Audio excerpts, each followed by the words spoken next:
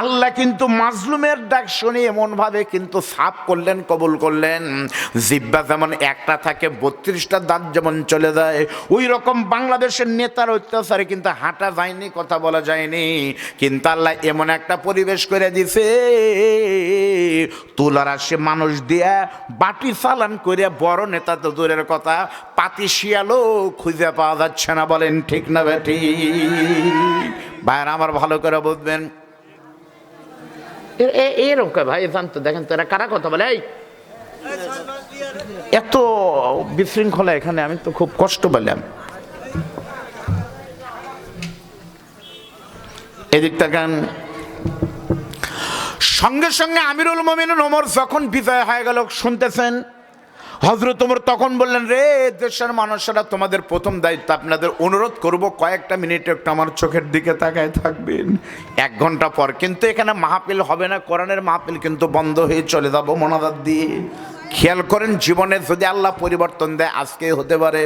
হযরত ওমরকে যখন আল্লাহ দেশটা দান করে দিলেন, হযরত ওমর তখন বললেন, অস্তাইনু বিস-সাবরি ওয়াস-সালাম, আমরা শুকরিয়া আদায় করব নামাজের মাধ্যমে। ঠিক না বেঠিক বলেন? হযরত ওমর বললেন, রে নবীর সাহাবারা, এতদিন পর্যন্ত দেশটার নাম ছিল রোম দেশ। জোরে বলেন, দেশের নাম কি ছিল? রোম দেশ। আর এখন মুসলমানরা বিজয় পেয়েছে, এখন কিন্তু দেশের নাম কিন্তু রোম দেশ হবে না। এখন থেকে দেশটার নাম পরিবর্তন করে আমরা একটা ইসলামিক নাম দিব। কারণ নবী বলেছেন, মান তাশাব্বাহা বিকওমিন ফাহুয়া মিনহুম, যার সাথে তার নামের মিল, চেহারার মিল, কামের মিল, তার সাথেই কিন্তু তোমাদের কিয়ামত হবে। রোম দেশ যেহেতু খ্রিস্টানদের দেওয়া নাম, ওদের নাম আমরা কখনোই রাখবো না, নামটা আমরা পরিবর্তন করে দিব। হযরত ওমর তখন নামটা পরিবর্তন করে দিলেন। আগে ছিলেন রোম দেশ, আর এখন দিলেন হিমস। মনে রাখেন নাম কি? আগে ছিল রোম, আর এখন দিলেন, মনে রাখবেন, হিমস। আমিরুল মুমিনিন ওমর বললেন, গতকাল পর্যন্ত দেশের প্রধানমন্ত্রী খ্রিস্টান ছিল, কায়সার, আর এখন থেকে তোমাদের দেশের নতুন একজন খলিফা আমি প্রধানমন্ত্রী বানাবার চাই। তোমাদের ভিতর থেকে কে সেই দায়িত্ব নিবার চাও? তোমরা হাত তুলো তো। স্বেচ্ছায় যদি তোমরা কেউ হাত তুলো, তাকেই আমি সেই দায়িত্ব দিয়ে দিব। সুবহানাল্লাহ বলেন। কিন্তু কোন নবীর সাহাবী কিন্তু হাত তোলেনি, কারণ নবীর সাহাবারা জানে হাত তুললে পারে বিশালই দেশের একটা মুখ্যমন্ত্রী খলিফা আমাদের দায়িত্ব দিবে। কিন্তু দায়িত্ব নেওয়া কিন্তু বড় সহজ, হিসাব দেওয়া কিন্তু বড় কঠিন। যেদিন আল্লাহ হাসরে বলবে, ইকরা কিতাবাকা কাফা বিনাফসিকা আল-ইয়াওমা আলাইকা হাসিবা, আজকে তুমি হিসাব দাও দুনিয়াতে কার হক তুমি নষ্ট করেছো। সেই জন্য কোনো সাহাবী যখন দায়িত্ব নেওয়ার ভয়ে হাত তুলেনি। হযরত ওমর রাগী মানুষ, আপনারা তো জানেন কি রাগ। রাগ করে বলতেছে, আমি ওমর যদি পুরো পৃথিবীর দায়িত্ব নিতে পারি, অর্ধ পৃথিবীর, আর তোমরাই ছোট্ট একটা দেশের দায়িত্ব নেবে না, কেউ যদি নেয় না তাহলে নিবে কে? কেউ যদি তোমরা ইচ্ছা করে দায়িত্ব নেবেন না চাও, আমি কিন্তু তোমাদের ভিতর থেকে সে কাউকেই কিন্তু দায়িত্ব নিজেই দিব। আর ওই দায়িত্ব নেওয়ার পর সবাই কিন্তু তাকে খলিফা হিসেবে মানা লাগবে। প্রত্যেকটা সাহাবী তখন বলে, আমিরুল মুমিনিন, আপনি যাকে পছন্দ করবেন তাকেই দায়িত্ব দিবেন, আমরা সকলেই মিলে তাকে মেনে নিব। সুবহানাল্লাহ বলেন। সামি'না ওয়া আতা'না, আপনি যাকে দায়িত্ব দিবেন তাকে আমরা খলিফা হিসেবে মেনে নিব। হযরত ওমর তখন বলতেছে, আমি পরামর্শ করে কিছুক্ষণ পর হযরত ওমর কাগজের ভিতরে একটা নাম লিখে এনে, সেই দিক তাকান, ওই নাম এনে সাহাবীদেরকে ডাক দিয়ে বলতেছে, সাহাবারা রে, গতকাল পর্যন্ত দেশের নাম ছিল রোম দেশ, আর আজ থেকে দেশের নাম হয়ে গেছে কিন্তু হিমস, মুসলমান নাম। গতকাল পর্যন্ত খলিফার নাম ছিল কিন্তু কায়সার, আর এখন থেকে নতুন করে একজন খলিফা আমি নতুন মুসলমান বানায় দিলাম। তোমাদের ভিতরে বসে আছে, তার নাম কিন্তু আমি নাম বলার সঙ্গে সঙ্গেই তোমরা দাঁড়ায় যাবে সেই লোকটা যদি থাকে। হযরত ওমর বললেন, এখন থেকে তোমাদের ভিতর থেকে নতুন যে লোকটা দায়িত্ব পাবে তার নাম হলো নবীর গরিব সাহাবী, নাম হলো সাঈদ ইবনে আমির আল-জুমাহি। এখন থেকে সাঈদ নামের লোক তোমাদের দেশের প্রধানমন্ত্রী হবে। সঙ্গে সঙ্গে একজন আরেকজনে বলতেছে, সাঈদ কে ভাই? সাঈদ কে? ভিতরেই কিন্তু বসে আছে, কিন্তু চিনে না। তার মানে এমন লোকের দায়িত্ব দিছে কেউ চেনে না। এটাই হলো আল্লাহ সম্মান দেওয়ার মালিক। চাইলে আল্লাহ চিনে না এমন মানুষকে বিখ্যাত বানাতে পারে না? নাহিদ ইসলাম, তারপরে হলো কি নাম, আসিফ মাহমুদ, 1 বছর আগে চিনতেন, আর এখন এর নাম হলো আল্লাহ আছে। আমিরুল মুমিনিন বললেন, এখন থেকে তোমাদের দেশের প্রধানমন্ত্রী হবে সাইদ নামে লোক। সঙ্গে সঙ্গে সাইদ নামের লোক নাম ঘোষণার পরে চোখের পানি ফালায় কানতে স্যার বলে, খলিফা গো, আমার মতো অযোগ্য মানুষকে এত বড় দায়িত্ব আপনি কোনোদিন দিবেন না, আপনার মাপ চাই। হযরত ওমর বলতেছে, আমি দায়িত্ব দেইনি, পরামর্শ করে দিয়েছি, আল্লাহর পক্ষ থেকে নেওয়াই লাগবে। ও সাইদ, তুমি মন খারাপ করো না, তোমার মাত্র 2টা দায়িত্ব দিলাম, তোমার টেনশন নাই। নবী বলেছেন, কোন দেশে যখন কোনো আইন পাশ হবে 2টা জিনিস দেখে কিন্তু আইন পাশ করা লাগবে। 1 নম্বর হলো তারাক্তু ফিকুম আমরাইনি লাং তাদিল্লু মা তামাসসাকতুম বিহিমা কিতাবাল্লাহি ওয়া সুন্নাতি রাসূলিল্লাহ। তোমাদের ভিতরে কোন দেশে যদি কোরআন আর আইন রাসূলের সুন্নাত দ্বারা আইন চালু হয়, ওই দেশটার ভিতরে কোনো অশান্তি হবে না। হযরত ওমর বললেন, তুমি শুধু আইন পাস করার সময় কোরআন হাদিস খেয়াল রাখবে। আমি ওমর বলতেছি, কোরআন দিয়ে যদি কোনো রাষ্ট্র পরিচালিত হয়, তোমার মতো একটা মানুষের মাধ্যমেও আল্লাহ তাআলা এই দেশটাকেও মদিনা বানায় দিবে। এজন্য কোন দেশ ভালো হওয়ার প্রথম শর্ত, ওই দেশের জনগণ ভালো হয় লাভ নাই, মসজিদ বাইরে লাভ নাই। প্রথম শর্ত হলো আর রিজালু কাওয়ামুনা আলান নিসা, নারীদের উপরে পুরুষরা নেতৃত্ব দেওয়া লাগবে। যতদিন পর্যন্ত দিবেন না, আল্লাহর কসম করে বলতেছে, কোন মহিলা প্রধানমন্ত্রী যদি কোনো দেশে থাকে, সেই দেশটা কোনোদিন উন্নতি হতে পারে নয়, কারে না।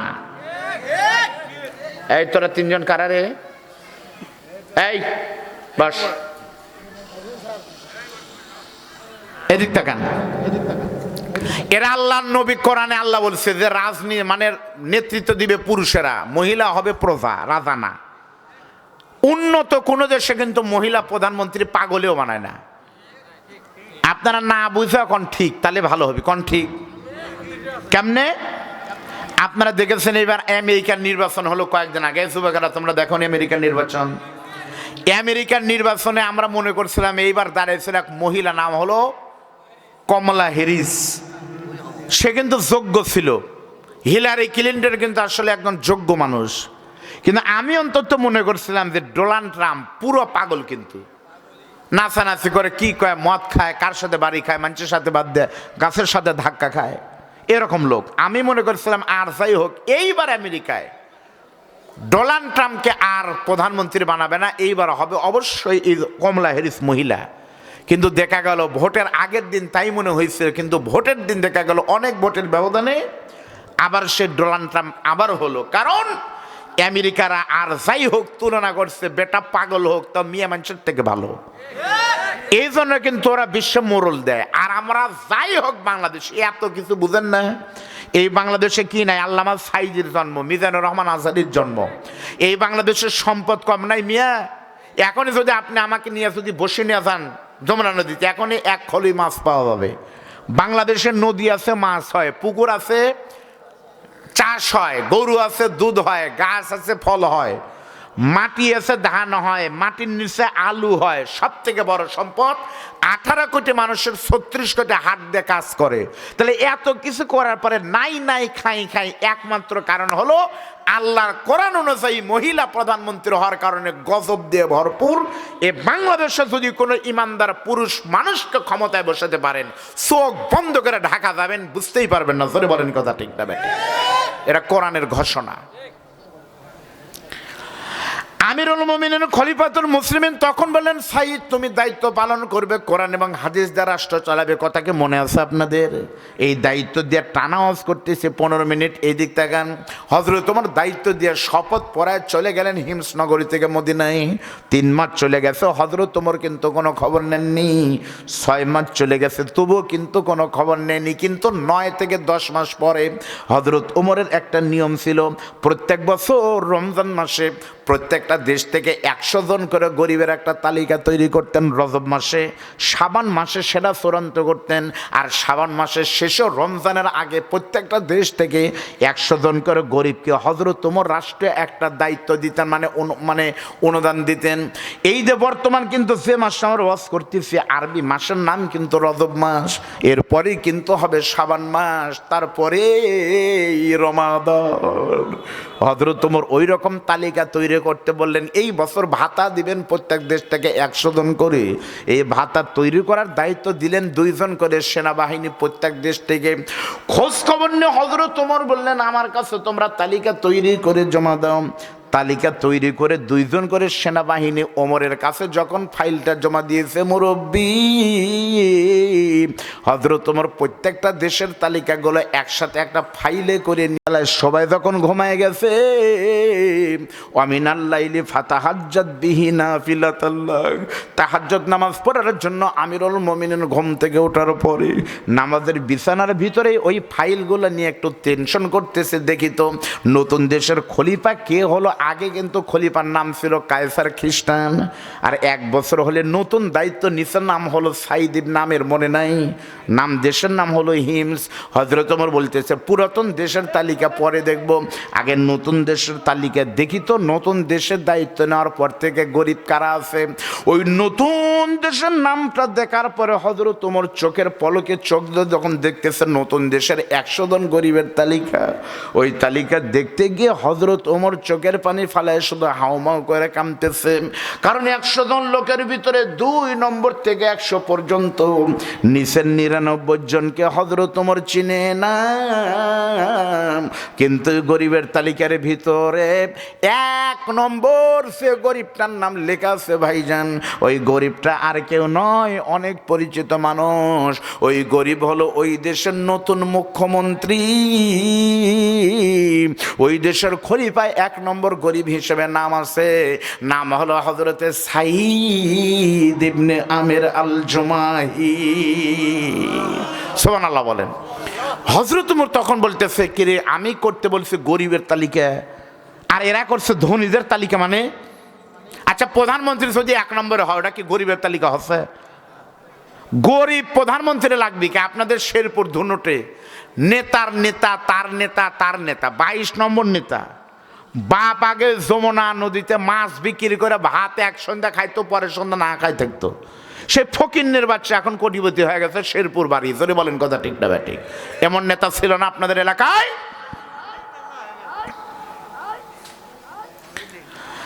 আমিরুল মুমিনিন হযরত ওমর তখন বলতেছে এই তালিকা তৈরি করলো কে? 2 জন সেনাবাহিনী এসে বলতেছে খলিফা আমরা করেছি। বলতেছে আমি তোমাদের করতে বলেছি, কি তোমরা করলা? কি কয় কে? আমরা তো গরিবের তালিকায় করেছি। রাগ করে বলতেছে প্রধানমন্ত্রী কেমনে গরিব হয়? 2 জন খলিফার সামনে তখন সেনাবাহিনী বলতেছে আমিরুল মুমিনিন, কোন দেশের শাসক যখন আল্লাহর ইমানদার বান্দা হয়, তার ভিতরে যখন আল্লাহর ভয় থাকে আর রাসূলের মহব্বত যখন কলিজার ভিতরে থাকে, ওই দেশের খলিফা কোটিপতি হওয়া বাদ দেয় এমনিতেই গরিব হয়ে যায়। হযরত ওমর তখন বলতেছে আমি আগামীকাল আগামী শুক্রবার দিন আমি ওমর নিজে একটু ওই দেশে যাব। খেয়াল করেন, আমি ওমর নিজে একটু গিয়ে তদন্ত করব ওই দেশের খলিফা কেমনে গরিব হয়, আমি একটু নিজে দেখতে চাই। এই কথা বলে হযরত ওমর বলছে তোমরা প্রচার করো ওই দেশে যায়, হযরত ওমর আসবে আগামী শুক্রবারের দিন। আচ্ছা অর্ধ পৃথিবীর খলিফা হযরত ওমর যদি আসে, তাহলে ওই দেশের কোনো মানুষ কি হযরত ওমরকে দেখা বাদ দিয়ে বাড়ি শুয়ে থাকবে? থাকতে পারে? যাদের ভিতরে ঈমান আছে তারা থাকতে পারে। যেমন আজকের মাহফিলে আমি আব্দুল বারী রশিদি কিছুই না, গুনাহগার একটা বান্দা, তারপরে আপনারা কিন্তু আমাকে দেখার জন্য না, কোরআনের মাহফিলের টানে কিন্তু ঈমানদারা কিন্তু ছুটে এসেছেন। আর যাদের ভিতরে ওগুলা নাই ওরা ঘুম পাড়তেছে। অর্ধ পৃথিবীর খলিফা আসবে মানে কি? বাংলাদেশের বর্তমান সেলিব্রিটি, ইসলামী আন্দোলনের বলিষ্ঠ কণ্ঠস্বর, কলিজার টুকরা বড় ভাই ডক্টর মিজানুর রহমান আজহারী যদি আপনাদের বগুড়া শহরে আসে, আপনারা কন্ত ওই দিন বগুড়া তার কোনো সভা হবে? আর সভা যদি হয় তাহলে মাইকালাও থাকবে, শেষ। মনে পড়ে আজ থেকে কত বছর আগের কথা, মুরব্বীরা বুঝবেন বগুড়া কত সভা হয়। আমি আব্দুল বারী রশিদির রসনের জন্য নাটাবাড়ি ছোট দিয়ার তাই মানুষ আসেনি, কিন্তু বগুড়ার সুলতানগঞ্জ হাই স্কুল মাঠে, আলতাফুন্নেসা খেলার মাঠে আল্লামা সাইদি সাহেবের মাহফিল যেদিন হয়েছে, এখানে অনেক মানুষ সাক্ষী আছেন যারা পাগলের মতো ছুটে গেছেন। ধরে বলেন কথা ঠিক না বেটি? যখনই প্রচার করলেন আমিরুল মুমিনিন অর্ধ পৃথিবীর খলিফা আসবে জুমার দিনে, হাজার হাজার নয় লক্ষ লক্ষ মানুষ, আবাল বৃদ্ধ বনিতা নারী পুরুষ এসেছে খলিফা দেখার জন্য। নামাজের পরে খলিফা বক্তব্য দিবে, কিন্তু নামাজ যখন শেষ হয়ে গেছে, লক্ষ লক্ষ মানুষ দেখতেছে, নামাজের পরে খলিফা হযরত ওমরের বক্তব্য দেওয়ার কোনো কথা নাই, কোনো ঘোষণা নাই। সকলেই চিন্তা করতেছে কি ব্যাপার, এতক্ষণ হয়ে গেল তবু ওমর কেন বক্তব্য দেয় না। অনেকক্ষণ পর দেখা গেল একের পর এক লোক বক্তব্য দিচ্ছে, কিন্তু ওমরের কোনো খবর নাই। কিছুক্ষণ পর দেখা গেল এইদিকে তাকান, মঞ্চের দিকে আসতেছে একটা মুরব্বী মানুষ, মাথায় টুপি, মুখে দাড়ি, গায়ে ইসলামী পোশাক পরা। ওই মানুষকে দেখে সাধারণ একটা হুজুর মনে করেন, কেউ চিন্তা না পেরে লোকটা যখন মঞ্চের দিকে এসেছে কেউ গুরুত্ব দেয়নি। সকলের ধারণা হলো অর্ধ পৃথিবীর খলিফা যে লোকটা হবে তার সঙ্গে বহু নিরাপত্তা কর্মী কিন্তু থাকবে, অনেক কিছু দেখে বোঝা যাবে এটা খলিফা, তার খাদেম খোদাম বহু রকম কিছু থাকবে, সেনাবাহিনী থাকবে। কিন্তু সাধারণ বেশে একটা টুপিওয়ালা মুরব্বী মঞ্চের দিকে যখন এসেছে, স্টেজে এসে সবাইকে লক্ষ্য করে বলতেছে, রে হিমসের জনগণ, আমি বহুদূর থেকে তোমাদের মাঝে এসেছি, মুসাফির অবস্থায় আছি বাবা, আমি তোমাদের কাছে কিছুক্ষণ একটু বক্তব্য দিবার চাই, তোমরা কি আমার আলোচনা শুনবে? না চিনতে পেরে সমস্ত মানুষ তখন বলতেছে, মা ইসমুকা, তোমার নাম কি? মান আনতা, তুমি কে? তোমার পরিচয় দাও। ওমর ছাড়া কারো বক্তব্য আমরা শুনবো না। পরিস্থিতি এরকম দেখে হযরত ওমর লোকটার সামনে গিয়ে তখন বলতেছে, হিমচার যুবকের সনম, যেই ওমরের জন্য তোমরা পাগলের মতো চেয়ে আছো, আমাকে তোমরা কথা বলার সময় দিচ্ছ না, ওমর ছাড়া শুনবে না। তোমরা শোনে নাও, জেনে নাও, আমি সেই ওমর, সেদিন সরসী নির্জন পথে যাবে, কোনো জন কটু কথা কবে না, পথে আর প্রান্তরে সম্পদের মোহে পড়ে খুন আর খারাপি হবে না।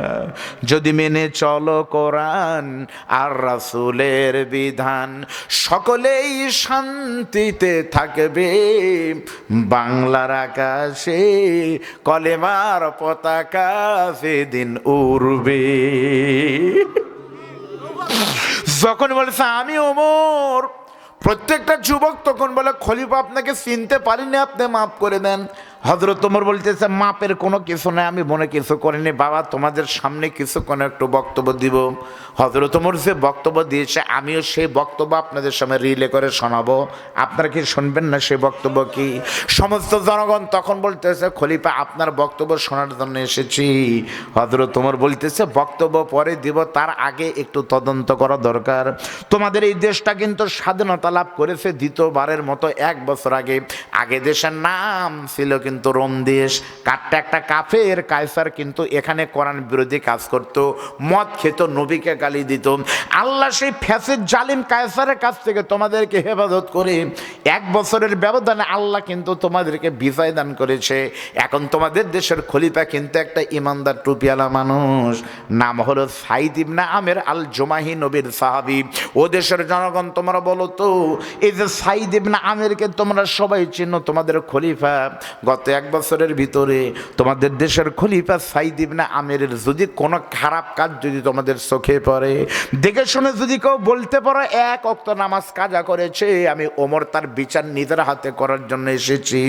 তোমাদের ভিতর থেকে কেউ যদি বলো একটা দুর্নীতি টাকার করেছে, কারো হক যদি ছোট বড় কোনো হক নষ্ট করে থাকে, ওই আল্লাহর কসম করে বলতেছি, এই জমিনে ক্ষমতা আল্লাহর, রাষ্ট্র চলবে ইনিল হুকুম ইল্লা লিল্লাহ। আল্লাহর জমিনে আল্লাহর কোরআনের আইন চালুর জন্যই কিন্তু আমি ওমর রয়েছি। এ কথা বলে বিশাল বড় একটা তরবারি শট করে বের করে বলতেছে, খলিফার বিরুদ্ধে কোনো দুর্নীতি যদি থাকে তোমরা একটু সাক্ষী দাও তো কি করেছে। ওই খলিফা যদি তোমাদের কাছে কোনোদিন 1 টাকার চুরি করে থাকে, কোরআন অনুযায়ী হযরত ওমর বলতেছে, আমি সাইদ ইবনে আমের খলিফা হলে কি হবে, তার হাত কেটে আমি কোরআনের আইনকে কিন্তু চালু করব। তোমাদের ভিতর থেকে কেউ যদি প্রমাণ দিতে পারো পারো আমাদের দেশের খলিফা সাইদ ইবনে আমের কোনোদিন মদ পান করেছে তোমরা বলো? ওই আল্লাহর কসম করে বলতেছি আমি ওমর তাকে দররা মারতে মারতে মারতে মারতে কোরআনের আইন কিন্তু বাস্তবায়ন করব। তোমরা বলো তো খলিফার বিরুদ্ধে কি কোনো বিচার বা অভিযোগ আছে নাকি? প্রত্যেকটা জনগণ তখন কাদের বলে আমিরুল মুমিনিন। আপনি কার বিরুদ্ধে মদ পান করার তদন্ত খুঁজতেছেন? কার বিরুদ্ধে আপনি চুরির মামলা খুঁজতেছেন? গত 1 বছরের ভিতরে এমন একজন মানুষকে আপনি আমাদের দায়িত্ব দিয়ে গেছেন, এই 1 বছরের ভিতরে আমাদের দেশের খলিফা সাইদ ইবনে আমেরকে কোনো দিন আমরা কেউ আগে সালাম পর্যন্ত দিতে পারি নাই। সালাম পর্যন্ত সে লোকে আগে দেওয়া যায় না, তাই মদ খায়। আমিরুল মুমিনিন ওমর তখন মনে মনে বলতেছে লাইন শাকারতুম লাযিদান্নাকুম, শুকরিয়া আদায় করে মনে মনে বলতেছে আল্লাহ রে সত্যি তোমার কোরআন কত সুন্দর। সব কথা যখন শেষ করেছে এমন সময় মাঝখান থেকে একটা যুবক দাঁড়িয়ে বলতেছে খলিফা গো, ও গো আমিরুল মুমিনিন খলিফাতুল মুসলিমিন, আমাদের দেশের খলিফার পক্ষে সবাই বলতেছে লোক ভালো, কিন্তু কেউ আসল খবর জানে না, তাই না জেনে বলতেছে।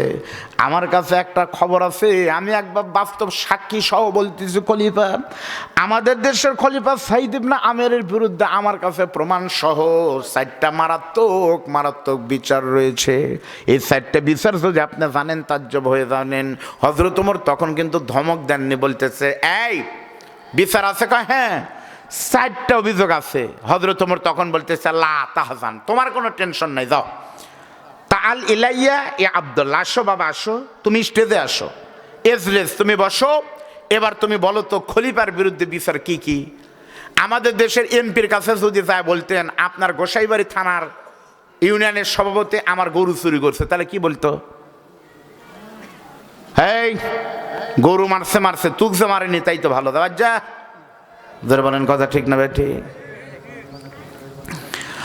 যখনই বলছে যে তুমি বলো তো বাবা জনসমক্ষে বলো আমার খলিফা কি করেছে, সাইদ ইবনে আমেরের বিচার তোমরা কেউ করতে পারবে না, কারণ সবার থেকে উনি কিন্তু পদে বড়, কিন্তু ওনার থেকে আমি ওমর তো বড়। তুমি বলো তো কি কি অপরাধ তার রয়েছে? ওই যুবক তখন বলে আমিরুল মুমিনিন, আমার দেশের খলিফা সাইদ ইবনে আমেরের বিরুদ্ধে প্রথম আমার কাছে বিচার হলো, আমাদের খলিফা প্রতিদিন অফিসে আসে, কোনো দিন কিন্তু তার অফিসে কামাই নাই, কোনো দিন কিন্তু তার অ্যাবসেন্স নাই, কিন্তু আমি খেয়াল করে দেখিয়েছি আমাদের খলিফা সাইদ ইবনে আমের প্রতিদিন অফিসে আসে দেরি করে, আসে প্রতিদিন, কিন্তু উনি আসার আগে মেলা মানুষ এসে বিরক্ত হয়ে যায়, তা উনি আসেই না। হযরত ওমর তখন বলতেছে লা হাওলা ওয়ালা কুওয়াতা, কয় কি হঠাৎ না প্রতিদিন? কয় না প্রত্যেক দিন। হযরত ওমর তখন বলতেছে তোমার কারণে অনেক মানুষের সেবা নষ্ট হয়েছে। মুমিনিন সাদ্দাক্তা, আমার ভাই যারা বলেছে সত্যি, আমার প্রত্যেক দিন আসতে দেরি হয়। হযরত ওমর বাবা, যে ওমর আল্লাহর নবী বলেছে আমি নবী যে রাস্তা দিয়ে যাই ওই রাস্তা দিয়ে শয়তানও যায় কিছুক্ষণ পরে বা 2-1 দিন পরে, কিন্তু শয়তান যায় না ওই পথে। ওমর গেছে যেই পথে 40 দিন। সেই ওমর যখন বলতেছে এত বড় সাহস, তুমি ক্ষমতা নিয়ে আমি ওমর প্রত্যেকদিন অফিসে আসি সময় মতো, আর তুমি একটা সত্য দেশের ক্ষমতা পায়, তুমি এমন কি হয়ে গেছো, তুমি প্রত্যেকদিন কেন দেরি করে আসো? কারণ কি? সাইদ ইবনে আমের কাদের বলে আমিরুল মুমিনিন, আমি প্রত্যেকদিন অফিসে দেরি করে আসি, কথা কিন্তু সত্য মিথ্যা নয়, কিন্তু প্রতিদিন আসতে আমার কেন দেরি হয়, এর পিছনে মারাত্মক একটা কারণ আছে। 2 নম্বর অভিযোগ কি বলে যুবক বলে হুজুর, আমাদের খলিফার বিরুদ্ধে 2 নম্বর অভিযোগ হলো আমাদের এই দেশের সব থেকে বড় মসজিদ হলো জাতীয় মসজিদ। আমাদের দেশে যেমন বাইতুল মুকাররম বড় মসজিদ, এরকম মসজিদে সাইদ ইবনে আমের রাজধানীতে বড় মসজিদে উনি জুমার নামাজের খতিব নামাজ পড়ায়, কিন্তু খেয়াল করে দেখেছি আমাদের খলিফা সাইদ ইবনে আমের মাসের প্রত্যেক জুমায় কিন্তু ঠিক মতো মসজিদে সবার আগে আসে খতিব, আবার সবার পরে উনি কিন্তু যায়, কিন্তু মাসে একটা জুমায় যেদিন মাসের শেষ জমা হয় ওই দিন আমাদের দেশের খলিফা সাইদ ইবনে আমের মসজিদে আসেও না, নামাজও পড়ায় না। জনগণ তখন বলতেছে হয় আমাদের মনেই নাই, খলিফা তো মাসে একদিন করে থাকে না, তাহলে মাসে কোন দিন কোথায় যায় কি করে যে নামাজ পড়ে না, কারণ কি? এটা তো বিশাল ব্যাপার, জুমার নামাজ তো বাদ দিয়ে থাকা যায় না, তাহলে মাসে একদিন উনি কোথায় যায় তার জবাব আমরা চাই। সাইদ ইবনে আমের তখন বলে আমিরুল মুমিনিন, আমার বিরুদ্ধে দ্বিতীয় বিচার কিন্তু সত্য, আমি মাসে কিন্তু একটা জমায় আসি না, কিন্তু আমি এমনি এমনি কিন্তু জমা বাদ দেই না, মাসে এক জমায় আমি কেন নামাজ পড়াইনি খলিফা গো, এর পিছনেও মারাত্মক একটা রহস্য আছে। 3 নম্বর বিচার আমার বিরুদ্ধে। 3 নম্বর কি? যুবক তখন বলে 3 নম্বর বিচার খুবই জঘন্য। রাতের বেলা আমরা দেখেছি, দিনের বেলায় খলিফা দাঁড়ে দাঁড়ে ফকিরের মতো ঘুরে, যার চাল নাই ডাল নাই তার কাঁধে করে নিয়ে তার গাড়িতে আটা দিয়ে আসে, যার বাড়িতে খাবার নাই তার মুখে গিয়ে খাবার দেয়, যার যা প্রয়োজন দিনের বেলায় পাগলের মতো ঘুরে ঘুরে তার প্রয়োজন মিটায়। কিন্তু এশার নামাজ পড়ে যখন খলিফা বাড়িতে ঢুকে, রাতের বেলায় যদি কোনো মানুষ কোনো বিপদে পড়ে, তার দরজার কাছে গিয়ে হাউমাউ করে কেঁদে যদি মরে যায় দরজার সামনে, রাতের বেলায় কোনোদিন খলিফা দরজা খোলে না, কারণ কি? সবাই তখন বলতেছে আমিও 2 দিন গেছিল খুলিনি, ফেরত চলে এসেছি। সঙ্গে সঙ্গে বলতেছে আমরা একটু জানতে চাই রাতের বেলা ওনার বাড়িতে কি হইতে খারাপ কাজ হয়, যার কারণে ভয়ে দরজা খোলে না, কারণ কি? সাইদ ইবনে আমের বলতেছে আমিরুল মুমিনিন সদ্দাক্তা, সত্যি রাতের বেলায় আমি দরজা খুলতে পারি না। হযরত ওমর রাগ করে বলতেছে আমার খলিফা অর্ধ পৃথিবীর খলিফা, আমার দরজা জনগণের জন্য 24 ঘন্টা খোলা, আর তুমি কেন রাতের বেলা দরজা খোল না, কারণ কি? সাইদ ইবনে আমের তখন কাদের বলে খলিফা গো আগে রাগ করবেন না, আমি কেন রাতের বেলা দরজা খুলতে পারি না, এর পিছনে কিন্তু এমনি এমনি না, মারাত্মক একটা কারণ লুকিয়ে আছে। 4র্থ নম্বর অভিযোগ, যুবক লাভ দুটো বলতেছে, এরা শুনলে তো আপনি মাইরেই ফেল দিবেন। কি বিচার? বলে আমিরুল মুমিনিন 4র্থ নম্বর অভিযোগ হলো আমাদের খলিফা সাইদ ইবনে আমের প্রতিদিন অফিসে আসে, অফিসে শোনার কি কথা যেন মনে হওয়ার কারণে মিরিকি ব্যায়ামের রোগীর মতো চোখ বড় বড় করতে করতে ধরপড় করতে করতে টেবিলের উপর হয়ে বেহুঁশ হয়ে পড়ে যায়। হযরত ওমর বলতেছে কি কারণে তুমি পড়ে যাও?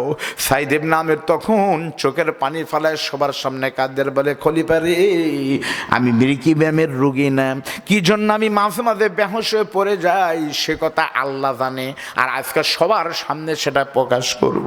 এর পিছনেও মারাত্মক কারণ আছে, শুনলে আপনিও বেহুঁশ হয়ে পড়ে যাবেন।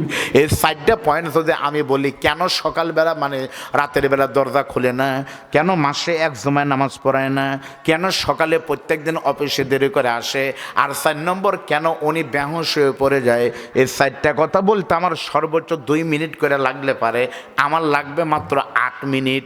এখন বাজে 42, আর 8 হবে 50, আর 10 মিনিট মোনাজাত, তাহলে কিন্তু 12টায় শেষ। 8 মিনিট যদি আমি বলি, আপনার কি শুনতে রাজি আছেন? লোক কম হোক বেশি হোক এটা কিন্তু বড় কথা না, কিন্তু আল্লাহ রহমত আপনারা যে কয়টা লোক বসে আছেন, একটা লোক আপনারা মশা পর্যন্ত মারতেছেন না, এটাই কিন্তু আল্লাহর শুকরিয়া। এখানে ইমানদার ছাড়া কেউ ঢুকতে পারবে না, যেমন রোজার দিন ইমানদার ছাড়া রোজা কিন্তু কেউ থাকতে পারবে না। ইয়া আইয়ুহাল্লাযিনা আমানু কুতিবা আলাইকুমুস সিয়াম, তোমরা যারা ইমানদার তাদের প্রতি রোজা। এজন্য যাদের ইমান আছে, বুড়া মানুষ দেখুন, এই আমার চাচা মরে যাবি তাও কিন্তু রোজা বাদ দিবি না। আর অনেক যুবক আছে রোজা আসলে কবিতা না ভাই রোজা থাকবে পারে না, গ্যাস তাদের বেড়ে যায়। এই যে বাইরে যারা কথা বলতেছে এদের কি সমস্যা? এদের সব আছে, খালি যদি ইমান আল্লাহ কবুল না করে পিঠে মাইরে ফেল দিবেন তা কিন্তু আসবে না। এই জন্য কোরআনের ভাষা এরা হলো ছাগল। এরা কি? আল্লাহ কোরআনে বলছেন ওলা ইকা কাল আনাম, মানুষের ভিতর কিছু মানুষ আছে যারা 4 পাওলা না, আমি ওদের নিচে নামবো না, তাহলে আপনার মন খারাপ করবেন। কোরআনের ভাষা হলো চতুষ্পদ জানোয়ার, জানোয়ার করলে খারাপ লাগে, অর্থাৎ ছাগল কই তাও তো শুনতে ভালো লাগবে। বালহম আদাল, এরা হাইল্যান্ড বকরির সো খারাপ। এই তো দেখছেন এরাই আয় তাকান, এই দিক তাকান, আপনাদের দিকে আমার বাড়ি নাটোরে, আমাদের দিকে জমির আইলের ভিতরে কাটা থাকলে আমাদের এলাকা বলে সিরিয়া। আপনারা কি কন? এবার কি কয় সিরিয়া, বুঝেন না? ওই সেখানে কুচি ফেলে, মানে আইলের ভিতরে 2 হাত কাটা পানি যাচ্ছে, ড্রেন কি বলেন তার নাম? ড্রেন কন। ওটা পার হন কিভাবে? লাভ দিয়ে। এক হাতের জন্য কি মানুষ পানিতে নামবে? লাভ দিলেই পার হলো। তো এক লোক আসর নামাজ পড়ে দেখতেছি রে বাবা, পশ্চিম দিকে যে ম্যাক, আজকে কিয়ামত না হলে কাছাকাছি হবি। মুরব্বী এক দৌড়ে বাড়িতে গিয়ে দেখে ছাগল নাই, গেছে চোরার ভিতরে গিয়ে ছাগলের দড়ি ধরে টানতেছে আর বলতে, ছাগলের ওই যে দেখ কঠিন অবস্থা, তাড়াতাড়ি আয়, তাড়াতাড়ি আয়। ছাগলকে যখন টানতেছে শয়তান এসে করছে, ছাগল খবরদার যাইস না, তোর মালিক কিন্তু নিয়ে যায় তোকে জবাই করবে। মালিক নিচ্ছে বাড়িতে আর শয়তান বলতেছে এই কথা। শয়তানের কথা মতো ছাগল তখন মালিক একসেনা বাদ দিয়ে বা যাওয়ার ভয়ে সামনে দুই পা বাইজে দিয়ে দেয় না ভাই, দেয় না চাচা, বাইজে দিয়ে মালিক আয় রে, আসলো বৃষ্টি, আর ছাগল দুই পা বাদাই দিয়া জোরে জোরে চিল্লাচার করছে, মরে গেলাম মরে গেলাম মরে গেলাম বলে। মালিক টানতেছে বাঁচার জন্য, আর শয়তান করছে লিয়া যাস না, শয়তানের পক্ষে বাইজে দিয়ে করছে মরে গেলাম। এদের যেগুলো যুবক ঢুকতেছে ঘুরতেছে, এদেরকে আমি কিন্তু ডাকতেছি বাঁচার জন্য, আর এই ছাগলেরা শয়তানের কথা মতো বাইজে দিয়ে করছে মরে যাবো, তাও ঢুকবো না। দেখেন এই যে খাসি খাসি সব এদিক তাকান। আমি আপনাদের সামনে মাত্র 8 মিনিটে 2টা করে পয়েন্ট বলবো, কিন্তু তার আগে একটু আমি বলতে চাই, বিশ্বাস করেন মুরব্বী, আজকের মাহফিলে শুধুমাত্র কিন্তু পুরুষ মানুষ আসে না। আমার বিশ্বাস হলো এখানে কিন্তু আমার দবিবুর চাচা কিন্তু বলে গেছে, আমার খলিলুর রহমান ভাইয়ের কাছ থেকে আমি শুনেছি, আজকের মাহফিলে যদি পুরুষ মানুষ থাকে এখানে 200 বা 300 বা 500 মনে করেন, মহিলা মানুষ কিন্তু আছে কমপক্ষে 2 থেকে 2500। ধরে বলেন ঠিক না বেটি? এত মহিলা কেন এসেছে মনে করেন আপনাদের ডবল। আজকের মাহফিলে কিন্তু মহিলাদের কোনো অসম্ভবত হয়নি। হয়েছে কেন হয়নি? আমার ছোট ভাই মুসা বিন আয়াতুল্লাহ অজ হয়তো করেনি 2 কারণে।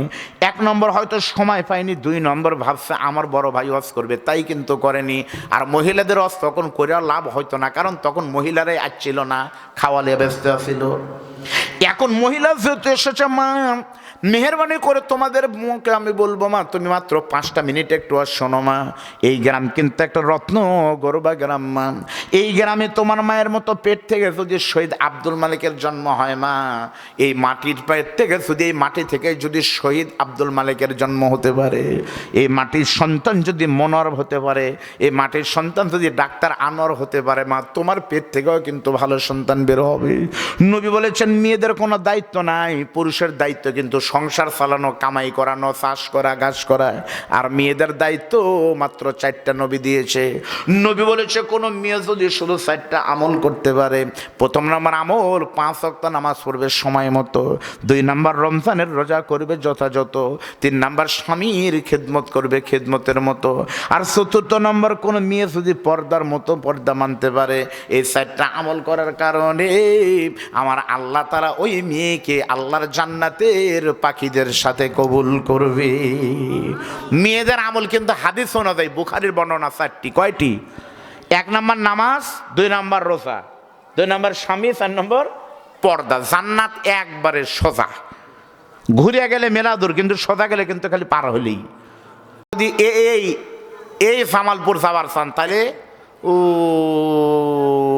ওই, আর যমুনা পার হলেই জামালপুর, ওই রকম সোজা জান্নাত।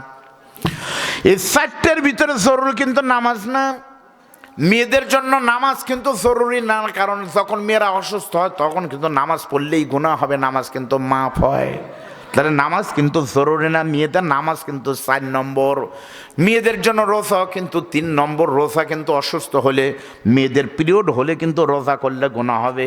কিন্তু অনেক মায়েরা জানে না, সামনে রোজার মাসটাই ফতোয়াটা বলে দেই, নামাজের কিন্তু কাজা করার দরকার নাই, কিন্তু রমজানের রোজা কিন্তু কাজা হলে পরে কিন্তু আদায় করে না লাগবে। মেয়েরা হয়তো জানে না, তাহলে রোজা না করলেও কিন্তু গুনাহ হবে না। স্বামী, অনেকের স্বামী মারা গেছে, তার জন্য স্বামীর খেদমত জরুরি না মা, কিন্তু মেয়েদের মেয়েদের জন্য সব থেকে জরুরি কিন্তু মেয়েদের পর্দা। এই পর্দা মানে হলো শুধু বরকা পরার নাম পর্দা না মা। তুমি স্কুল করবে, তুমি মাদ্রাসায় চাকরি করবে, তুমি ইচ্ছা করলে কলেজে চাকরি করতে পারো, ব্যাংক করতে পারো। মেয়েদের জন্য পর্দা হলো শরীয়তের পর্দা। কোনো মেয়ে যদি তার চরিত্র সতীত্ব হেফাজত করতে পারে, কণ্ঠের হেফাজতে যদি করতে পারে মা, আমি তোমাকে চ্যালেঞ্জ দিয়ে বলতে পারি নবী আরেক হাদিসে বলেছে সেই মেয়েটি শুধু জান্নাতে যাবে না, মুহাদ্দিসদের বক্তব্য হলো এই মেয়েকে আল্লাহ তাআলা কিয়ামতের দিন ও ফাতিমাতু সাইয়্যিদাতু নিসাই আহলিল জান্নাহ, পর্দা মানবে যারা কিয়ামতের দিন আল্লাহ তাদেরকে ফাতেমার সঙ্গে জান্নাতে দিয়ে দিবে। এখন প্রশ্ন হলো ফাতেমা কে? আপনাদের কাছে যদি প্রশ্ন করি বলেন তো ফাতেমা কে? আপনারা বলবেন ফাতেমা নবীর মেয়ে। মাশাআল্লাহ পারছেন। 2 নম্বর ফাতেমার পরিচয় হলো ফাতেমা হলো হযরত আলীর বিবি, এটাও ঠিক। 3 নম্বর ফাতেমা হলো হুসাইনের, এটাও ঠিক। 4র্থ নম্বর হাদিস অনুযায়ী একটা পরিচয় আছে, বলেন তো কি? ও ফাতেমাতু সাইয়্যিদাতু নিসাই আহলিল জান্নাহ, ফাতেমা কিন্তু জান্নাতের নারীদের। কারণ কি? নবীর 4টা মেয়ে, নেত্রী যদি হয় তাহলে বড়টা হতো, মেজোটা হতো, সেজোটা হতো, তা না ছোটটা হলো কে? হিসাবে কিন্তু বড়টাই হওয়ার কথা। আমাদের বাংলাদেশে কিন্তু বাপ মার কাছে পরিচিত হয়, কিন্তু বড়টার নামে কিন্তু পরিচিত হয়। অনেকে মুরব্বীর নামে জানেন না, নাম না ধরে কিন্তু, যেমন আব্দুল বাসেদ ভাইদের ভাই বোনদের ভিতরে, ভাইদের ভিতরে আপনি মুরব্বী ভাই, সবাই কিন্তু আমার খালু যান, আমার নামে নাম ছিল আব্দুল বারী সাহেব, তাই না? আমি আমার খালুর সাথে আমি 2-3 বার দেখা হয়েছে। মনোর ভাই কইলাম তো এটা আল্লাহকে সাক্ষী রেখে বলতেছি, উনি থাকলে আমি বলতাম না। মানুষের কৃতজ্ঞতার জায়গা থাকে না, অনেকে মানুষের জীবনের উপকার করে।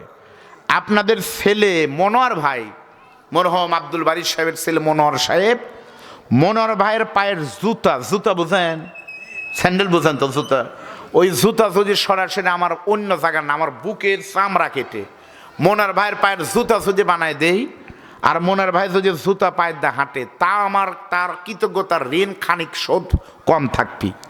তাহলে আমার কি উপকার করছে আপনারা বুঝেন? হয়তো আমি চোর হতাম, কিন্তু হুজুর হয়েছে মনোয়ার ভাইয়ের কারণে।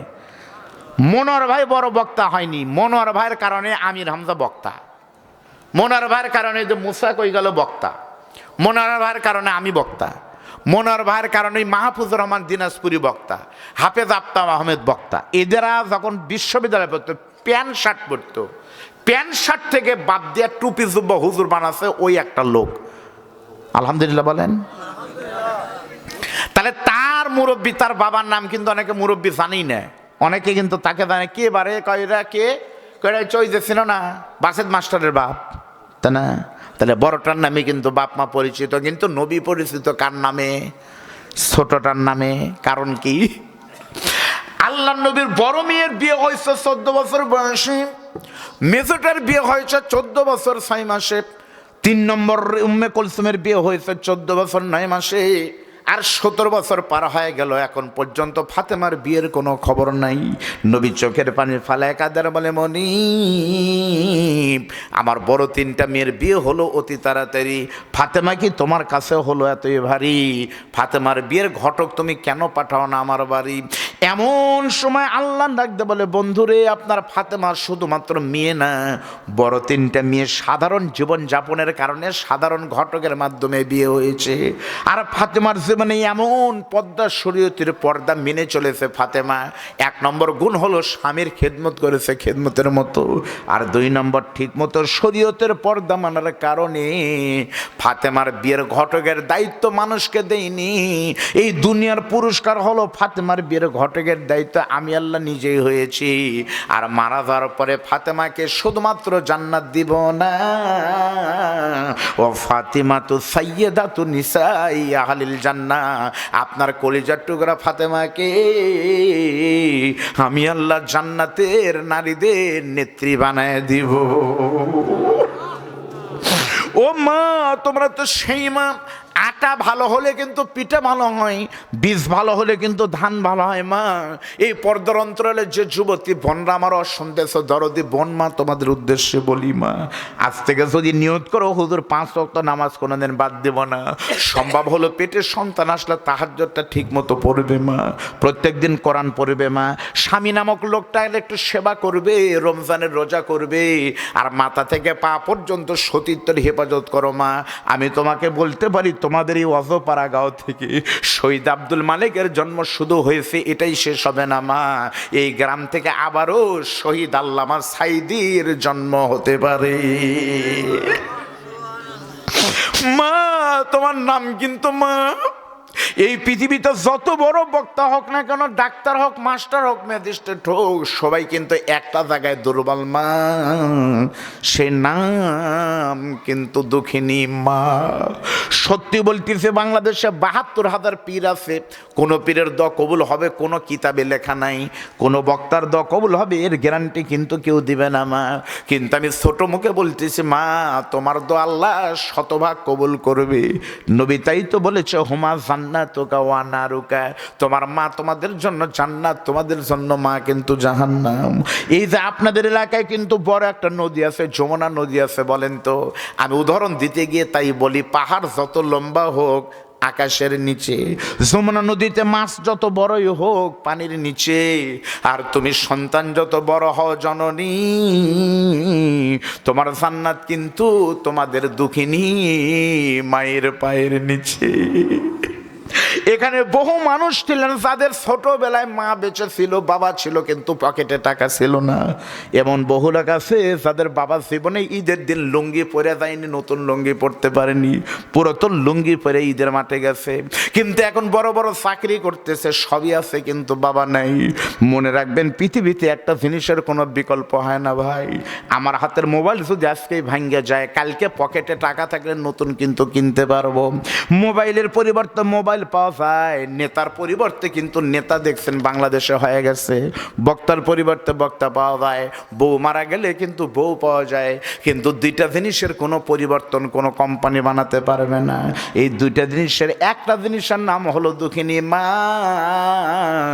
আর একটা জিনিসের নাম দরদের ছাতার নাম হলো বাবা। সত্যি বলতেছে, আপনাদের এলাকায় কিন্তু ঠান্ডা একটু বেশি, যমুনা যেহেতু আপনাদের বাড়ির কাছে। এই তো মাত্র কয়েকদিন আগে এমন শীত পড়ছিল, মানুষ কিন্তু বের হতে পারেনি, অনেক সভাতে গিয়ে দেখেছি টপ টপ করে পানি পড়তেছে। আপনারা কিন্তু ঠান্ডা বেশি হলে ঘর থেকে বের হতে পারেননি, আবার গিয়ে দৌড়ে গিয়ে কিন্তু কম্বলের নিচে ঢুকবেন। একবারও কি কোনোদিন ভাবছিলেন আপনার কম্বলের নিচে শুয়ে আছেন দুটা কম্বল গায়ে দিয়ে? আর এই মানিক পটল গ্রামে বাঁশের ধারের নিচে আপনার দুঃখিনী মা পাগলিকে শুয়ে রেখেছেন 5 টুকরা কাপড় দিয়ে। আপনারা এখানে বসে আছেন কিন্তু একটা চটের উপরে, তালাইয়ের উপরে, আপনার মার কবরে কিন্তু একটা তালাই দেওয়ার সুযোগ কিন্তু পাননি, 2 মুষ্টি কিন্তু খেরও দিতে পারেননি। আপনার যেই মা একটা ইন্দুরের বাচ্চা দেখলে ভয় করতো, একটা তেলা পোকা দেখলে মা ভয় করতো, বলতো নাতিকে বলতো তুই খাড়ায় থাক, নাতনি আমার পেশাব করবো, আমি ইঁদুর দেখে ভয় করি। কিন্তু মানিক পটল মরিচতলা গ্রামে বাঁশের ধারের নিচে মায়ের কবরের উপরে সাপ বেড়ায়, দুঃখিনী মা ছটপট করতেছে, কিন্তু করার কিছুই নাই। বিশ্বাস করেন, এখানে যারা শুয়ে আছেন, বসে আছেন, অনেকের মায়ের কবরে শুধু একটা নেকি কম হয়ে গেছে। হিসাব করে দেখা গেল নেকি খালি একটা কম, একটা নেকি হলেই জান্নাতের টুকরা হয়ে যেত কবর, কিন্তু তা হয়নি নেকির অভাবে। ওই নেকির জন্য মাকে আজকে রাতে হয়তো জাহান্নামের ফেরেশতারা শাস্তি দিয়েছে, লাঠি দিয়ে পেটা করেছে, মাথা দিয়ে রক্ত পড়তেছে, আপনার মা কবর থেকে ঠোঁট দিয়ে রক্ত পড়তেছে, ওই রক্ত নিয়ে কাফনের কাপড় গায়ে দিয়ে মনে করেন এটাই আপনার দুঃখিনী মা। এইভাবেই তো মাকে রেখে এসেছিলেন। ওই শরীরে রক্ত পড়তেছে, রক্তমাত্রা শরীর নিয়ে একটা ভাঙ্গা প্লেট নিয়ে মাহফিলের প্যান্ডেলে এসে বলতেছে, দরদের বেটারে 1 বছর পর আজকে সভা হচ্ছে, বড় বিপদে পড়ে যাচ্ছে বাবা, যদি তুই একটা নাকি দিস, তোর মায়ের কবরে আর কোনোদিন পিটন হবে না, বেঁচে যাবো বাবা। তোকে পেটে নিয়ে 3 বছর আমি 10 মাস খাবার পারিনি বাবা, যখন খেতে বসেছি তুই সন্তান পেটের ভিতরে না। আলিয়া মাদ্রাসায় কিন্তু শুধুমাত্র মাদ্রাসায় দিনের বেলা পড়া হবে, কিন্তু রাতের বেলা কোরআন কিন্তু কোনো আলিয়া মাদ্রাসা রাতে খোলা থাকে না। কিন্তু আপনারা বড়ই ভাগ্যবান, এই মাদ্রাসায় গ্রামের লোকেরা আপনারা কিন্তু একটা হাফেজি মাদ্রাসা খোলার নিয়ত করেছেন। বিশ্বাস করেন, তাহাজ্জুদের সময় যখন বাচ্চারা কোরআন পড়বে, দিনের বেলায় আলিয়াতে মাদ্রাসা ছাত্ররা কোরআন পড়বে, এর 10টা করে নেকি আপনার দুঃখিনী মা দুঃখিনী কবর থেকে পাবে। আমি একটু দেখতে চাই আপনাদের ভিতরে কত পাগল দেখতেছে, মায়ের কথা বললে চোখের পানি পড়তেছে। আপনারা একটু দেখান তো আপনাদের ভিতরে কার কার মা নাই, মা মারা গেছে যার যার, তারা একটু আল্লাহকে দেখান, আমাকে দেখান না। হাত তোলেন, আমার মা আছে, আমি হাত নামালাম। ইস, কত মানুষের মা এরকম কাপড় পরে মানিক পটল মরিচ তোলা শুয়ে আছে, হাত নামান। একটু দেখান তো কার কার বাবা নাই। সেই দলে আমিও আছি ভাই, আমারও বাপ নাই ভাই, আজ 6টা বছর হলো আমি এতিম হয়ে গেছি, হাত নামান। মেহেরবানি করে যাদের মা বাবা চলে গেছে, সাইদ ইবনে আমেরের 4টা অভিযোগ, কেন দেরি করে আসে, কেন বেহুশ হয়ে যায়, শুনবেন না? তাকে সামনে নিয়ে আপনাদের ভিতরে শুধুমাত্র কেবলমাত্র একমাত্র 30 পারা কোরআন এই মাদ্রাসায় পড়ানো হবে। 30 পারা, সামনে রোজার 30টা হবে, 30 পারা দিয়ে তারাবি পড়বেন 2 মাস পর। এই কোরআনের পাড়ায় পাড়ায় শুধুমাত্র 30 জন পাগলের কাছে, ছোট মুখের বড় কথা, একটা মানুষও যদি উঠেন, আমার অভিশাপের চোখ চলে যাবে আপনার দিকে। উঠবেন না, ওয়াজ কিন্তু শেষ হয়নি, আরও 10-15 মিনিট আমি ওয়াজ করব। শুধুমাত্র যাদের মা বাবা মরে গেছে, বিশ্বাস নিয়ে আপনার মা এখানে এসে আপনার পায়ের কাছে কাঁদতেছে, ওই মা বাবার কবরের জন্য, তাদের জন্য আপনি 1টা করে 1000 টাকা দিবেন। আমার বাবজান 150 টাকা দিয়েছে, আল্লাহ তাআলা এই দানকে দোয়াকে তুমি কবুল করো। কেউ চলে যাওয়ার দুঃশ্বাস করবেন না, মোনাজাতটা করে দেন বাদান, দোয়া পড়েন মনে মনে। আমরা এখনই মোনাজাতের দিকে আগাবো। 4টা পয়েন্ট একটু বলি, তাহলে আপনাদের ভালো লাগবে, নাকি শুনবেন না? কেন দেরি করে আসে আপনার, শুনবেন না? কি হলো, প্রত্যেক দিন মা বোনদের কিন্তু মেয়েদের কথা বলা যাবে না। বোন, এই মেয়ে তোমরা কথা বলো না বোন। সবাই ভিতরে যারা যারা দিবে তারা দাও। প্রথম নম্বর অভিযোগ হলো, কেন দেরি করে আসেন? হযরত ওমর তখন বলতেছে, কেন দেরি করে আসো বলো তো, মনোযোগ দেন। সাইদ ইবনে আমের তখন বলে, আমিরুল মুমিনিন, আপনারা আসহাবে রাসূলের জীবন কথা পড়ে দেখেন, এটাই কিন্তু লেখা আছে হুজুর। আমি দেরি করে আসার কারণ হলো, আমি সাইদ ইবনে আমের কিন্তু এই দেশের গভর্নর মানে কিন্তু প্রধানমন্ত্রী। কি মনে করছেন? আমি যদি চাইতাম এই দেশের সব আমার নিজের নামে করে নিতে পারতাম, কিন্তু আমার বড় ভয় হয় কিয়ামতের দিন নবী বলেছেন 5টা হিসাব না দিয়ে পা তোলা মুশকিল হবে। তার ভিতরে একটা হলো, কোন পথে আয় করেছে, কোন পথে ব্যয় করেছো। আমিরুল মুমিনিন, আমার কেন প্রত্যেকদিন দেরি হয়? কারণ হলো, আমি খলিফা বিয়ে করেছে, আমার বিবি সেই লোকটা, ওই মহিলাটা হলো একটা পঙ্গু রোগী, বুঝেন, প্রতিবন্ধী মানুষ, হাঁটতে পারে না, চলতে পারে না। আমি একটা প্রতিবন্ধী মেয়েকে বিয়ে করেছি, কিন্তু আমার বিবি প্রতিবন্ধী হলে কি হবে? আমার বিবিকে আল্লাহ পেটটা দিয়েছে, একটা ভালো পেট। আমার বিবি ওই পেট থেকে 3টা সন্তান জন্ম নিয়েছে। আমার 3টা সন্তানের বাবা আমি। আমার সন্তানের মা যেহেতু কাজ করতে পারে না, আর আমার বাড়িতে কোনো কাজের মানুষ নাই। চিন্তা করেন, প্রধানমন্ত্রীর বাড়িতে কোনো কাজের মানুষ নাই, এরা কি কল্পনা করা যায়? আমি চাইলে পারে রাষ্ট্রের টাকা দিয়ে কিন্তু 10 জন কর্মচারী রাখতে পারতাম, কিন্তু আমার বাড়িতে কোনো কাজের মানুষ আমি রাখিনি। জনগণের টাকা দিয়ে আমি কেমনে লোক রাখবো? কিন্তু আমার বিবি কাজ করতে পারে না, সেজন্য সকালবেলা আমি ঘুম থেকে উঠে আমার বিবির সমস্ত সংসারের কাজগুলো, মহিলাদের কাজ আমাকেই করতে হয়। বাড়িগুলো পরিষ্কার করতে হয়, থালাবাটি পরিষ্কার করতে হয়। আমি নিজের হাতে রান্না করে বাচ্চাদের মুখে তুলে দিয়ে, আমার অসুস্থ বিবির হাতে মুখে খাবার তুলে দিয়ে, যেহেতু অসুস্থ মানুষ, সংসারে কাজ করতে করতে আস্তে আস্তে প্রতিদিন আমার 2-10 মিনিট দেরি হয়। তাহলে প্রধানমন্ত্রীর বাড়িতে কোনো কাজের লোক নাই, এজন্য তার দেরি হয়। আর আমাদের বাংলাদেশে আমরা বলতে জামাতের লোক তো খালি বিরুদ্ধেই বলে। আপনারা বলেন তো, প্রধানমন্ত্রী বলছিল আমার বাড়ির কর্মচারী যায় পিয়নের 400 কোটি টাকার মালিক। কি ভাই বলেনি? তাহলে পিয়ন যদি 400 কোটি টাকার মালিক হয়, তাহলে বুড়া সিন যেগুলো আছে, বুড়া সিনরা কয় টাকার মালিক? 1 নম্বর অপরাধ মানে অভিযোগ হলো, কেন দেরি হয়, বুঝতে পারলেন? 2 নম্বর অভিযোগ হলো, কেন আমি জুমার নামাজ পড়াইনি। খুব মারাত্মক শোনেন। সঙ্গে সঙ্গে সাইদ ইবনে আমের বলতেছে, রে যুবক, তুমি যে বললে প্রত্যেক দিন আমি প্রত্যেক মাসে একটা জুমায় পড়াই নে, তুমি বলো তো আমার গায়ে যে জুব্বা দেখতেছো এই কাপড় ছাড়া কি অন্য কোনো কাপড় দেখছো? বলে না। বলে খলিফা, আমি চাইলে পারে দেশের প্রধানমন্ত্রী প্রত্যেক দিন একটা করে নতুন কাপড় কিন্তু বানাতে পারতাম, কিন্তু সত্যি আমার গায়ে কোনো কাপড় নাই, আমি প্রধানমন্ত্রীর পরনের জামা মাত্র একটা। এই একই জুব্বা গায়ে দিয়ে আমি প্রতিদিন অফিস করার কারণে জুব্বাটা হলো মোটা কম্বলের কাপড় দিয়ে বানাইছি, শুকাতে দেরি হয়। আত্মহুরুস ছাত্রল ইমান, পরিচ্ছন্নতা ইমানের অঙ্গ। মাসে 7 জুমার দিনে এই জুব্বাটাকে আমি ধুয়ে দিই, আর জুব্বাটা মোটা কাপড়ের হওয়ার কারণে শুকাতে দেরি হয়। ভিজা কাপড় পরে যদি ইমামতে করি টপ টপ করে পানি পড়লে কেমন দেখা যাবে, সেজন্য ভিজা কাপড় গায়ে দিয়ে পিছনে গিয়ে আমি শুধু নামাজটা পড়ে পিছন থেকে চলে আসি। আর যুবক পিছনে না দেখে মনে করছে আমাদের প্রধানমন্ত্রীর মনে নামাজ পড়ে না। 2 নম্বর মাসে এক সময় আমার মসজিদে ইমামতি না করার কারণ হলো আমার পরনের কাপড় মাত্র একটি। 3 নম্বর অভিযোগ কি বলেন তো? রাতের বেলায় কি করে না? দরজা খুলে না। কেন দরজা খুলিনি? ওগো খলিফা, কারণ হলো রাতের বেলা যখন আমি সবাইকে ঘুমাই দিই, আমার বিবি বাচ্চাকে খাওয়াটা দিয়ে যখন আমি ঘুমাতে যাই, তখন আমার মনে হয় তাহাজ্জুদের ওয়াক্ত তখন শুরু হয়ে যায়। আপনারা যারা হাদিস সাহেব তাদের বলে দেখেন, বাংলাদেশের মসজিদে আজান হয় কয় ওয়াক্ত? বলেন কয় ওয়াক্ত? আর মক্কা মদিনায় আজান হয় কয় ওয়াক্ত? 6 ওয়াক্ত। এখনো কিন্তু মক্কায় তাহাজ্জুদের আজান বেশি হয়। ওগো আমিরুল মুমিনিন, আমি খলিফা যখন ঘুমিয়ে থাকি, তাহাজ্জুদের সময় আমার আর ঘুম হয় না, আমি লাফ দুটে যখন জায়নামাজে দাঁড়াই, অমিনাল লাইলি ফাতাহাজ্জাত বিহি নাফিলাতাল্লাহ, এই রাতের নামাজকে কিন্তু এমন একটা নামাজ বলা হয়। সত্যি বলতেছি বাবান, চাকরি নাই আপনি নেতার পিছনে ঘুরবেন, অসুস্থ ডাক্তারের পিছনে ঘুরবেন, কাজ হতেও পারে নাও পারে। ঘোরার পাশাপাশি আপনাদের বলবো মানিক পটল গ্রামে একটা আমল করেন।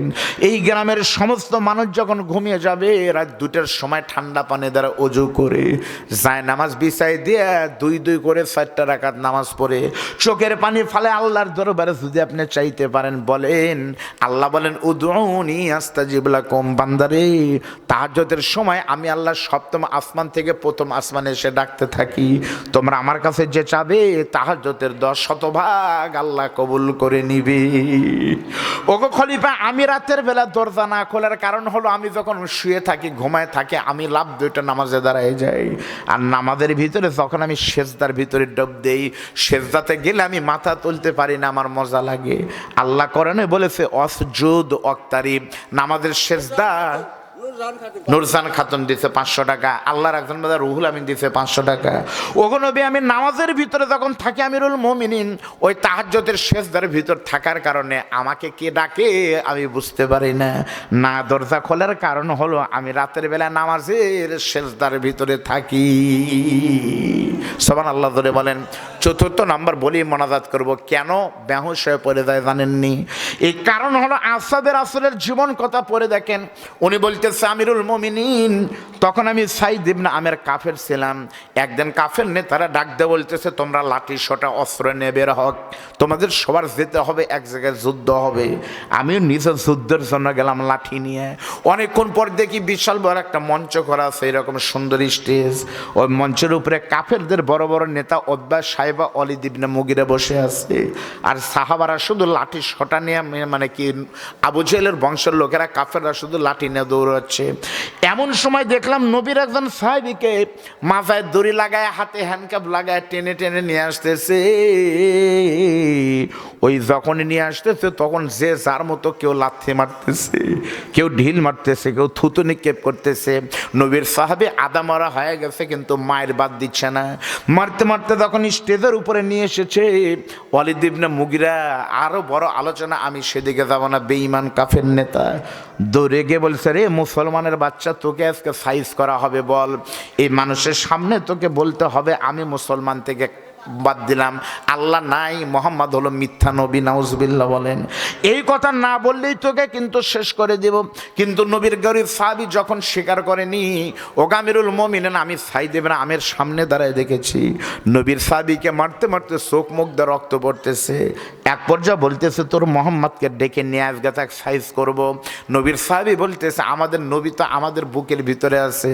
তখন নবীর সাহাবীর বুকের উপরে পাড়া দিয়ে বলতেছে, কথাই তোর নবী আছে।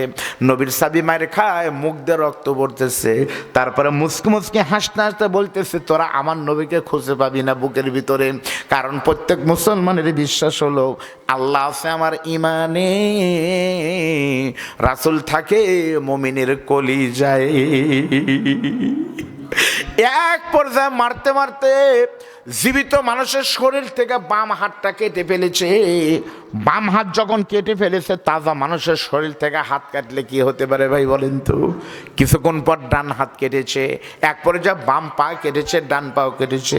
নবীর সাহাবের ধর শুধু পড়ে আছে, তখন জান কবজ হয়নি, শুধু ছটপট করতেছে। যখন আমি দেখলাম, আমি তখন কাফের ছিলাম, সাইদ ইবনে আমির, যখন মারতেছে হাত পাও কাটতেছে, লাশের উপরে মানে কি বলে আহত মানুষের উপর নৃত্য করতেছে। তখন আমি তাকাই দেখলাম, কিছুক্ষণ পর নবীর সাহাবী যখন আস্তে করে মিলিন হয়ে গেল, চোখ বন্ধ করেছে, তার আগে দেখলাম নবীর সাহাবাটা মুসকে মুসকে হাসতে হাসতে দুনিয়া থেকে বিদায় নিয়েছে।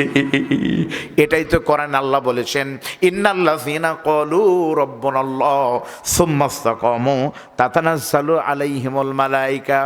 যারা আল্লাহর কোরআনের উপরে দ্বীনের প্রতি অটল থাকবে, তাদের মৃত্যুর সময় আল্লাহ জান্নাতের ফেরেশতা পাঠাবে। আমি সাইদ ইবনে আমির তাকিয়ে দেখি রক্ত পড়তেছে মুখ দিয়া, সেই মুখ দিয়ে মুসকে মুসকে হাসতে হাসতে চলে গেল আল্লাহর দরবারে। সেই দিন আমি নিয়ত করেছি, মুসলমান কালকেই হব। যে ধর্ম জীবন দেয় তবুও মুসলমানরা ধর্ম ছাড়ে না। ও আমিরুল মুমিনিন, তারপরে আমি কাফের থেকে মুসলমান হয়ে গেছি। হুজুর, ওই সাহাবীর কথা যখন আমার মনে হয়, আমি এখনো চোখ বন্ধ করলে দেখি আমার মনে হচ্ছে নবীর সাহাবীকে চটাচ্ছে আর তার রক্ত দিয়া আমার শরীর মেখে যাচ্ছে। ওই রক্তের কথা যখন আমার মনে হয়, আমি সাইদ ইবনে আমির তখন এমনিতেই বেহুশ হয়ে পড়ে যাই। আপনারা বলবেন হুজুর তার নাম কি? ওই সাহাবীর নাম আপনারা শুনেছেন, নাম হলো হযরত খুবাইব বিন আদি। খাব্বাবের নাম শুনেন নাই? হযরত খুবাইব সেই সাহাবী যাকে মেরেছিল, সেজন্যই আমি বেহুশ হয়ে যাই হুজুর।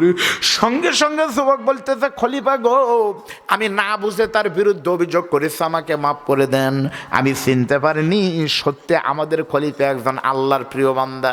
হযরত ওমর তখন বলতেছে, তোমরা শুনে নাও, শুধুমাত্র সাইদ ইবনে আমির কেন, এই কোরআন হলো পরশ পাথর। পৃথিবীর যে প্রান্তের মুসলমানেরা হোক না কেন, মানুষের তৈরি করা মতবাদ ফালাই দিয়ে কেউ যদি আল্লাহর কোরআনের শাসন জমিনে চালু করতে পারে, ওই দেশটাকে আল্লাহ এমনিতেই এরকম এক টুকরা জান্নাত করে দিবে।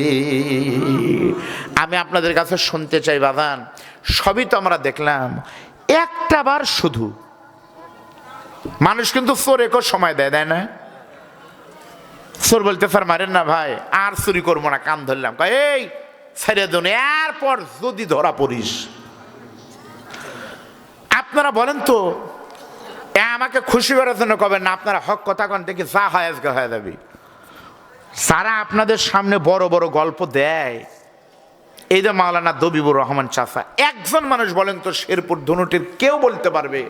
আমি দায়িত্ব নিয়ে বলতেছি, তার পক্ষে আমি আব্দুল বাসাদ ভাইয়ের সামনে বললাম, কেউ বলতে পারবে দেখছি দবির হাতে আমার 10 মণ ভুট্টালি এখনো টেকা দেয়নি, সিটার লোক, কে বলতে পারবেন? না বলেন, যদি বলতে পারেন তাহলে বলবে ওই লোকে ভোট দেওয়ার দরকার নেই। বলেন, একজন মানুষ কেন জিন ফেরেশতা পর্যন্ত তাকে ভালো সাক্ষী দিবে, জোরে বলেন কথা ঠিকঠাক। আর যারা গেছে, যারা আসিল এর আগে, যারা এরকম ঘটনা কি আছে? তো তাহলে একটা বার আমরা ভালো মানুষকে সংসদে পাঠানোর জন্য আমি যা পারবো, আমি তো অন্য কিছু পারবো না, আমার একটা ভোট আর পরিবারে ভোট কোরআনের পক্ষে দেবো, এই ওয়াদাকে আর একটা বার করতে পারেন? আল্লাহ আপনাদের প্রত্যেককে কবুল করুন, বলেন আমিন। আরো জোরে বলেন আমিন। সবাই আপনারা মেহেরবানি করে একটু দরুদ শরীফ পড়েন, আমরা মোনাজাতের দিকে যাব। এই মাদ্রাসাকে আল্লাহ কবুল